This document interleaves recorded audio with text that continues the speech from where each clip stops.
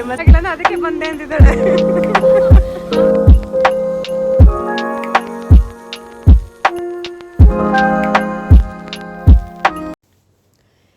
ನಾವಿವತ್ತು ಚಿಕ್ಕಪೇಟ್ ಶಾಪಿಂಗ್ ಹೋಗಿದ್ವಿ, ನಾನು ಕವನ ಮತ್ತು ಪ್ರಿಯಾಂಕಾ.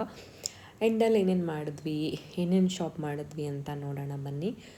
ಚಿಕ್ಕಪೇಟೆ ಯಾಕೆ ಅಂತಂದರೆ ಹಬ್ಬ ಶಾಪಿಂಗ್, ಅಂದರೆ ಗೌರಿ ಗಣೇಶ ಹಬ್ಬ ಬಂತಲ್ವ, ಅದೇ ಹಬ್ಬಕ್ಕೆ ಶಾಪಿಂಗ್ ಮಾಡೋಣ ಅಂತ ಹೋದ್ವಿ. ಸ್ಯಾರಿ ತೊಗೊಬೇಕಿತ್ತಲ್ವ. ನಾವು ಹೆಣ್ಮಕ್ಳ ಹತ್ರ ಎಷ್ಟೇ ಸ್ಯಾರೀಸ್ ಇದ್ರೂ ಸ್ಯಾರಿ ಮೇಲಿರೋ ಹುಚ್ಚು ಮಾತ್ರ ಯಾವತ್ತೂ ಹೋಗಲ್ಲ. ಇನ್ನು ಹೊಸ ಡಿಸೈನ್, ಹೊಸ ವೆರೈಟೀಸ್ ಬರ್ತಾನೆ ಇರುತ್ತೆ. ಸೊ ತೊಗೋಬೇಕು ಅಂತ ಅನ್ನಿಸ್ತಾನೆ ಇರುತ್ತೆ. ಅದಕ್ಕೆ ಸ್ಯಾರಿ ಶಾಪಿಂಗಿಗೆ ಅಂತ ನಾವು ಹೋಗಿದ್ವಿ. ನನಗೆ ಆನ್ಲೈನ್ ಶಾಪಿಂಗ್ ತುಂಬ ಇಷ್ಟ. ನನ್ನ ಮನೆಯಲ್ಲೇ ಕುತ್ಕೊಂಡೆಲ್ಲ ಚೆಕ್ ಮಾಡಿ ರಿಟರ್ನ್ ಹಾಕಿ ಮತ್ತೆ ತೊಗೊಂಡು, ಸೊ ಕಂಫರ್ಟಬಲ್ ಇರೋದು ನನಗೆ ಆನ್ಲೈನ್ ಶಾಪಿಂಗೇ. ಆದರೆ ಸ್ಯಾರಿಗಳಿಗೆ ನಾವು ಆನ್ಲೈನ್ ಶಾಪಿಂಗ್ ಮಾಡಲಿಕ್ಕಾಗಲ್ಲ ಅಲ್ಲ, ಅದಕ್ಕೆ ನಾವು ಶಾಪ್ಗೆ ಹೋಗೋಣ ಅಂತ ಹೇಳಿ ಹೊರಟ್ವಿ. ಚಿಕ್ಕಪೇಟೆ ಯಾಕೆ ಅಂತಂದರೆ ನಮಗೆ ಅಂಗಡಿಗಳು ತುಂಬ ಸಿಗುತ್ತೆ, ತುಂಬ ಕಲೆಕ್ಷನ್ಸ್ ನಮಗೆ ಸಿಗುತ್ತೆ ಅಲ್ಲಿ. ಮತ್ತು ರೇಟ್ ಕೂಡ ಕಡಿಮೆ ಅನಿಸುತ್ತೆ, ಅಂದರೆ ಇಲ್ಲಿರೋ ಅಂಗಡಿಗಳಿಗೆ ಕಂಪೇರ್ ಮಾಡಿದ್ರೆ. ಸೊ ನಾವು ಅದಕ್ಕೆ ಚಿಕ್ಕಪೇಟೆ ಹೋಗೋಣ ಅಂತ ಹೇಳಿ, ಸಾಟರ್ಡೆ ಸಂಡೇ ನಮಗೆ ರಜಾ ಅಲ್ವಾ, ಸಾಟರ್ಡೆ ಹೋಗೋಣ ಅಂತ ಪ್ಲ್ಯಾನ್ ಮಾಡಿದ್ವಿ. ಯಾಕಂದರೆ ಸಂಡೇ ಮತ್ತು ಫುಲ್ ಜನ ಬಂದುಬಿಡ್ತಾರೆ, ಆಗಲ್ಲ ಅಂತ ಹೇಳಿಕೊಂಡು. ಬಟ್ ನಾವು ಸಾಟರ್ಡೆ ನಾನು ಬೆಳಗ್ಗೆ ಹೋಗೋ ಅಷ್ಟರಲ್ಲಿ ತುಂಬ ಫ್ರೀ ಆಗಿತ್ತು ಮೆಟ್ರೋ. ನಾನು ಅಂದ್ಕೊಂಡೆ ಮೇ ಬಿ ಇವತ್ತು ಜನ ಬರಲ್ಲ, ಫುಲ್ ಫ್ರೀ ಇದೆ, ಶಾಪಿಂಗ್ ಆರಾಮ್ಸೆ ಮಾಡ್ಬೋದು ಅಂತ. ನೀವೇ ನೋಡ್ಬೋದು ಎಷ್ಟೊಂದು ಫ್ರೀ ಆಗಿದೆ ಇಲ್ಲಿ. ಜನ ಏನು ತುಂಬ ಅಂದರೆ ತುಂಬ ಕಡಿಮೆ ಇದ್ದಾರೆ. ಸೊ ಇದು ಶನಿವಾರದ ಬ್ಲಾಗ್. ಶನಿವಾರ ನಾನು ಒಂದು ಒಳ್ಳೆ ತಿಂಡಿ ಮುಗಿಸಿ ಅಲ್ಲಿಂದ ರೆಡಿಯಾಗಿ ಆಟೋ ಬುಕ್ ಮಾಡಿಕೊಂಡು ಜಯನಗರ್ ಮೆಟ್ರೋ ಸ್ಟೇಷನ್ ಹೋದೆ. ನನಗೆ ಜಯನಗರ್ ಮೆಟ್ರೋ ಸ್ಟೇಷನಿಂದ ಚಿಕ್ಕಪೇಟ್ ಮೆಟ್ರೋ ಸ್ಟೇಷನ್ಗೆ ಹೋಗಬೇಕಿತ್ತು. ಚಿಕ್ಕಪೇಟ್ ಮೆಟ್ರೋ ಸ್ಟೇಷನ್ಗೆ ಕವನ ಮತ್ತು ಪ್ರಿಯಾಂಕಾ ಬರ್ತಾಯಿದ್ರು. ಸೊ ನಾನು ಅಲ್ಲಿಗೆ ಟಿಕೆಟ್ ತೊಗೊಂಡೆ, ಎಲ್ಲಿಗೆ, ಚಿಕ್ಕಪೇಟ್ ಮೆಟ್ರೋ ಸ್ಟೇಷನ್ಗೆ. ನೋಡಿ ಮೆಟ್ರೋ ಸ್ಟೇಷನ್ ಎಷ್ಟು ಫ್ರೀ ಇದೆ. ಬೆಳಗ್ಗೆ ನಾವು ಹೋಗೋ ಟೈಮಲ್ಲಿ ಬೆಳಗ್ಗೆ 10:00 11 ಗಂಟೆ ಅಷ್ಟೇ ಆಗಿತ್ತಲ್ವ, ಹಾಗಾಗಿ ಅನಿಸುತ್ತೆ ತುಂಬ ಫ್ರೀ ಇತ್ತು. ಓಕೆ, ನಾನು ಇನ್ನೊಂದು ಹೇಳೋದು ಮರ್ತೋಗಿದ್ದೆ. ತುಂಬ ಜನ ಸಬ್ಸ್ಕ್ರೈಬ್ ಆಗಿದ್ದಾರೆ, ಬಟ್ ನೀವು ಪ್ರೈವೇಟ್ ಅಕೌಂಟ್ ಮಾಡ್ಕೊಂಡಿರೋದ್ರಿಂದ ನನಗೆ ಗೊತ್ತಾಗಲ್ಲ ಯಾರ್ಯಾರು ಸಬ್ಸ್ಕ್ರೈಬ್ ಆಗಿದ್ದೀರಾ ಅಂತ. But thank you so much. ಇದೇ ಥರ ಸಬ್ಸ್ಕ್ರೈಬ್ ಮಾಡಿ, ಕಮೆಂಟ್ ಮಾಡಿ, ಲೈಕ್ ಮಾಡಿ, ವೀಡಿಯೋಸ್ನ ಶೇರ್ ಮಾಡಿ. ಏನಾದರೂ ಚೇಂಜಸ್ ಇದ್ದರೆ ನನಗೆ ಪ್ಲೀಸ್ ಕಮೆಂಟ್ಸಲ್ಲಿ ತಿಳಿಸಿ. ಸೊ ನಾನು ಜಯನಗರ್ ಮೆಟ್ರೋ ಸ್ಟೇಷನ್ ಹೋಗಿ ಸ್ವಲ್ಪ ಹೊತ್ತಿಗೆಲ್ಲ ನನ್ನ ಟ್ರೈನ್ ಬಂದುಬಿಡ್ತು. ಜನ ಕೂಡ ತುಂಬ ಕಡಿಮೆ ಇದ್ದರು. ಹಾಗಾಗಿ ನಂದು ನೆಕ್ಸ್ಟ್ ಡೆಸ್ಟಿನೇಷನ್ ಚಿಕ್ಕಪೇಟ್. ಸೊ ಟ್ರೈನಲ್ಲಿ ಹೋಗಿ ಕೂತ್ಕೊಂಡೆ. ಆ್ಯಂಡ್ ಏನಂದರೆ ಈ ವ್ಲಾಗ್ನ ನಮ್ಮಮ್ಮ ನೋಡಿದ್ರೆ ಪಕ್ಕಾ ಬೈತಾರೆ. ಯಾಕೆಂದರೆ ನಮ್ಮಮ್ಮಗೆ ಶಾಪಿಂಗ್ ಇಷ್ಟ ಆಗೋಲ್ಲ. ಅವ್ರು ಯಾವಾಗಲೂ ಬೈತಾ ಇರ್ತಾರೆ, ದುಡ್ಡು ವೇಸ್ಟ್ ಮಾಡ್ತೀರಾ, ಸೇವ್ ಮಾಡಿ, ಶಾಪಿಂಗ್ ಮಾಡಿ ಸುಮ್ಮನೆ ಕಳಿತಿರ್ತೀರ ಅಂತ. ಅವ್ರಿಗೆ ಗೋಲ್ಡ್ ತೊಗೊಂಡ್ರೆ ತುಂಬ ಇಷ್ಟ ಆಗುತ್ತೆ, ಯಾಕಂದರೆ ಅದು ಸೇವಿಂಗ್ಸ್ ಅಲ್ವಾ, ಅದಕ್ಕೆ.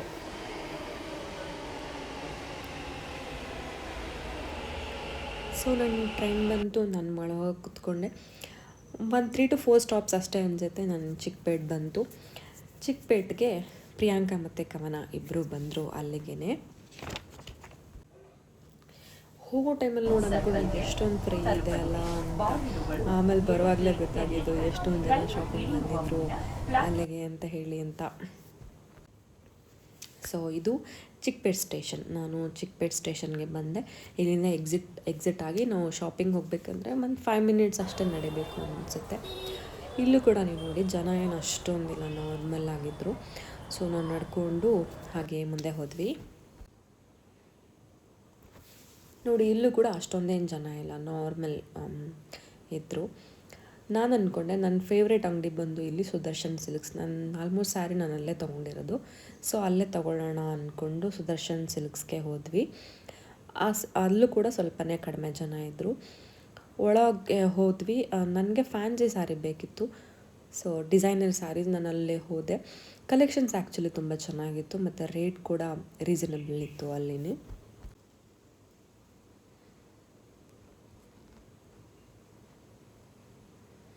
ನಾನೆಲ್ಲ ಹಾಗೆ ವೇರ್ ಮಾಡಿ ನೋಡ್ತಾ ಇದ್ದೆ ಮೇಲೇ. ಆ್ಯಕ್ಚುಲಿ ಫೋಟೋ ಮತ್ತು ವೀಡಿಯೋಸ್ಗೆ ಅಷ್ಟು ಕಾಣಿಸಲ್ಲ, ಬಟ್ ಅಲ್ಲಿ ನೋಡುವಾಗ ನಂಗೆ ತುಂಬ ಚೆನ್ನಾಗಿ ಕಾಣಿಸ್ತಾ ಇತ್ತು, ತುಂಬ ಚೆನ್ನಾಗಿತ್ತು. ನಾನು ಎಲ್ಲ ತೆಗ್ಸಿ ಇಟ್ಕೊಂಡಿದ್ದೆ, ಯಾವುದಾದ್ರೂ ಒಂದು ಫೈನಲೈಸ್ ಮಾಡಬೇಕು ಅಂತ ಹೇಳಿ ಅಂತ. ಸೊ ಎಲ್ಲ ಚೆಕ್ ಮಾಡ್ತಾ ಇದ್ದೆ. ಕೆಲವೊಂದು ಫೋಟೋ ಮತ್ತು ವೀಡಿಯೋಗೆ ಸ್ವಲ್ಪ ಡಲ್ ಅನ್ನಿಸ್ತಾ ಇತ್ತು, ಬಟ್ ಹಾಕೊಂಡಾಗ ತುಂಬ ಚೆನ್ನಾಗಿ ಕಾಣಿಸ್ತಾ ಇತ್ತು ಸ್ಯಾರೀಸ್ ಎಲ್ಲ. ಒಂದು ಕಡೆ ಹಾಕ್ಕೊಂಡು ನೋಡ್ತಾ ಇದ್ದೀನಿ ಯಾವುದು ನನಗೆ ಸೂಟಬಲ್ ಅಂತ ಹೇಳಿ ಅಂತ.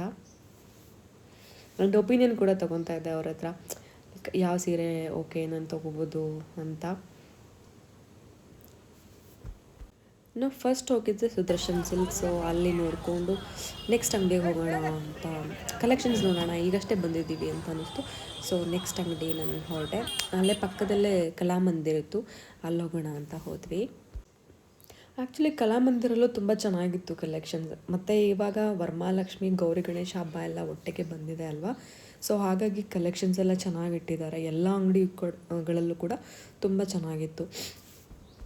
ನನಗೊಂದಲ್ಲಿ ಸ್ಯಾರಿ ಇಷ್ಟ ಆಯಿತು, ಅದನ್ನೇ ಫೈನಲೈಸ್ ಮಾಡಿ ತಗೊಂಡು ಆಚೆ ಬಂದ್ವಿ. ಸ್ವಲ್ಪ ಹಾಗೆ ಆರ್ಟಿಫಿಷಿಯಲ್ ಜ್ಯುವೆಲರೀಸ್ ಎಲ್ಲ ನೋಡಿದ್ವಿ, ಬಟ್ ಯಾವುದೂ ತೊಗೊಂಡಿಲ್ಲ. ಆಮೇಲೆ ಕವನ ಮತ್ತು ಪ್ರಿಯಾಂಕಾಗೆ ಸ್ವಲ್ಪ ಜೀನ್ಸ್ ನೋಡೋಣ ಅಂತ ಅನ್ನಿಸ್ತು. ಯೂಶ್ವಲಿ ನನಗೆ ಬ್ರ್ಯಾಂಡೆಡ್ ಜೀನ್ಸ್ ಗೊತ್ತು, ಬಟ್ ಇದು ಗೊತ್ತಿರಲಿಲ್ಲ. ಆದರೆ ಅವ್ರು ಹೇಳಿದ್ರು ತುಂಬ ಚೆನ್ನಾಗಿ ಬರುತ್ತೆ ಅಂತ ಹೇಳಿ ಅಂತ, ಸೊ ಅದಕ್ಕೆ ಟ್ರೈ ಮಾಡೋಣ ಅಂತ ಹೋದ್ವಿ. ಆ್ಯಕ್ಚುಲಿ ಅಲ್ಲೂ ಕೂಡ ತುಂಬ ಚೆನ್ನಾಗಿತ್ತು. ನಾನು ಅಂದ್ಕೊಂಡಿರಲಿಲ್ಲ ಎಷ್ಟು ಚೆನ್ನಾಗಿ ಸಿಗುತ್ತೆ ಅಂತ. ಚೆನ್ನಾಗಿತ್ತು ಕಲೆಕ್ಷನ್.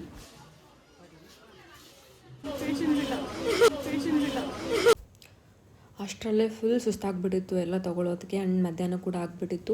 ಹೊಟ್ಟೆ ಬೇರೆ ಹಸಿತಾ ಇತ್ತು. ಬಟ್ ಚಿಕ್ಕಪೇಟೆಯಲ್ಲಿ ನಾವು ಏನಾದರೂ ತಿನ್ನಬೇಕು ಅಂದರೆ ಆಚೆ ಹೋಗಬೇಕು, ನಡ್ಕೊಂಡು ಹೋಗಿರೋದ್ರಿಂದ ಆಚೆ ಹೋಗಿ ಮತ್ತೆ ಒಳಗೆ ಬರೋದು ಅಷ್ಟೇ ನಮ್ಮ ಹತ್ರ ಸಾಧ್ಯನೇ ಇರಲಿಲ್ಲ. ಹಾಗಾಗಿ ಅಲ್ಲೇ ಒಂದು ಚಾಟ್ಸ್ ಅಂಗಡಿ ಇತ್ತು, ಅಲ್ಲಿ ಸ್ವಲ್ಪ ತಿನ್ಕೊಂಡು ಸ್ವಲ್ಪ ಜ್ಯೂಸ್ ಎಲ್ಲ ಕುಡಿದ್ವಿ. ಸ್ವಲ್ಪ ಶಕ್ತಿ ವಾಪಸ್ ಬಂತು. ನೆಕ್ಸ್ಟ್ ಮತ್ತೆ ಸ್ಯಾರಿ ತೊಗೊಳ್ಳೋಣ ಅಂದ್ಕೊಂಡ್ವಿ.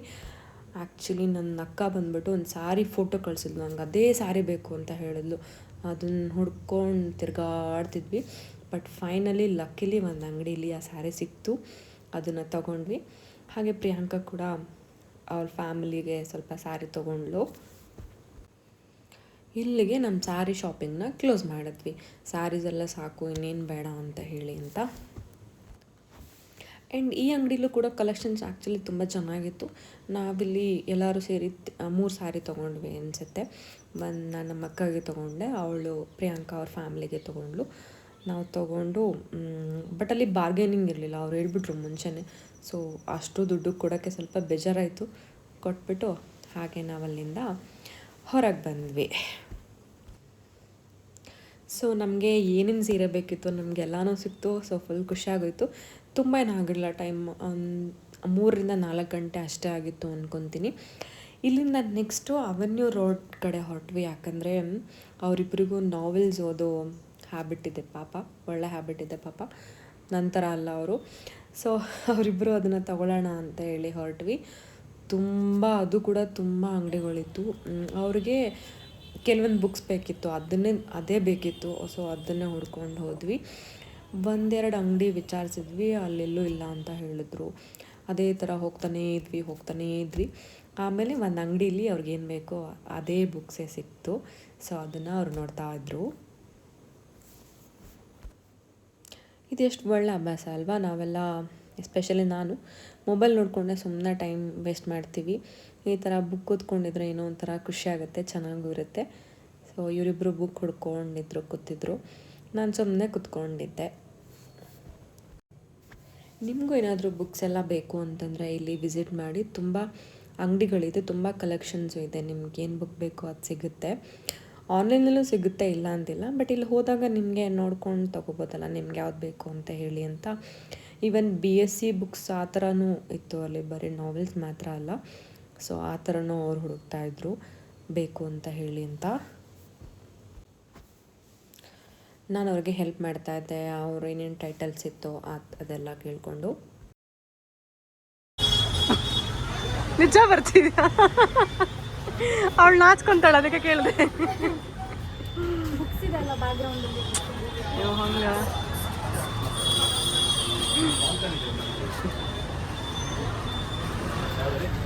ನಾನಿನ್ನ ಅಷ್ಟು ಫೇಮಸ್ ಆಗಿಲ್ಲ. ಫೇಮಸ್ ಆದ್ಮೇಲೆ ಒಂದಿನ ನೋಡೆ ಪ್ರಿಯಾ, ನಾನಿನ್ನ ಅಷ್ಟು ಫೇಮಸ್ ಆಗಿಲ್ಲ ಅಂದ್ರೆ ಅದಕ್ಕೆ ಬಂದೆ ಅಂತಿದ್ದಾಳೆ.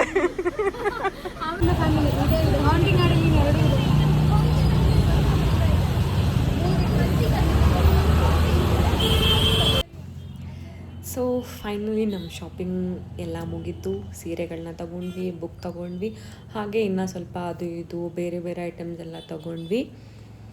ಎಲ್ಲನೂ ತೊಗೊಂಡು ಮೆಟ್ರೋ ಕಡೆ ಹೊರಟ್ವಿ. ಬಟ್ ನೀವೇ ನೋಡಿ, ಮೆಟ್ರೋಲಿ ಕ್ಯೂ ಇತ್ತು. ನಾವು ಹೋಗೋ ಟೈಮಲ್ಲಿ, ಬರೋ ಟೈಮಲ್ಲಿ ಎಷ್ಟು ಫ್ರೀ ಇತ್ತು ಅದು ಉಲ್ಟಾ ಆಗಿತ್ತು ಇಲ್ಲಿ.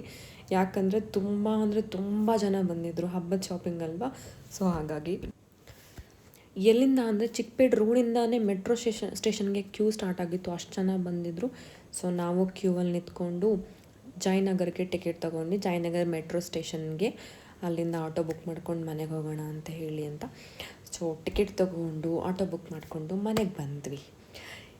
ಇಷ್ಟೆಲ್ಲ ಶಾಪಿಂಗ್ ಮುಗಿಸಿ ಮನೆಗೆ ಬರೋದಕ್ಕೆ ನಮ್ಮ ಕಾಲು ಫುಲ್ ನೋವಾಗ್ಬಿಟ್ಟಿತ್ತು. ಓಡಾಡಿ ಸಿಕ್ಕಾಪಟ್ಟೆ ಪೇನಾಗಿತ್ತು ಕಾಲಂತೂ. ಆ್ಯಂಡ್ ಇನ್ನೇನೆಂದರೆ ನನ್ನ ವೀಡಿಯೋಸಲ್ಲಿ ಸ್ವಲ್ಪ ಜನ ಹೇಳ್ತಾಯಿದ್ರು ವಾಯ್ಸ್ ಸ್ವಲ್ಪ ಎಕೋ ಆಗ್ತಾ ಇದೆ ಮತ್ತು ವಾಯ್ಸ್ ಸ್ವಲ್ಪ ಹತ್ತಿರದಿಂದ ಕೇಳಿಸ್ತಾ ಇದೆ ಅಂತ.